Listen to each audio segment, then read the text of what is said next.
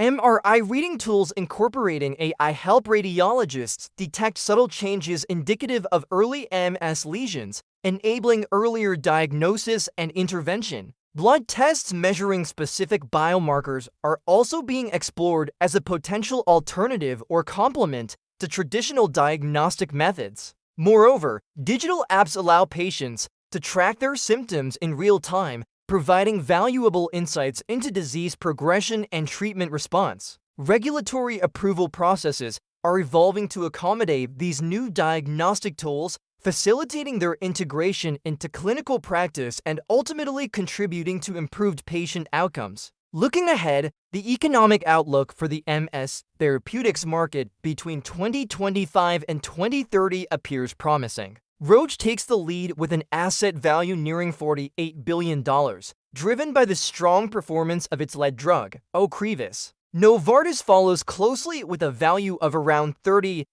billion, bolstered by its oral and injectable drugs for MS. Biogen secures the third spot with a value of nearly $22 billion, thanks to its oral drug 𝗬𝗪𝗧𝗧𝗦. TG Therapeutics, a smaller player, holds the fourth position with a value of approximately $14 billion, showcasing the potential of newer entrants in the market. Sanofi, with its older drugs facing generic competition, occupies the fifth position with a value of about $9 billion. In conclusion, the MS therapeutics market is dynamic and evolving. Biologics and patient-friendly delivery methods are reshaping MS care. Diagnostics innovations will help tailor treatments to individual patients. Patents and exclusivity drive market control and investment.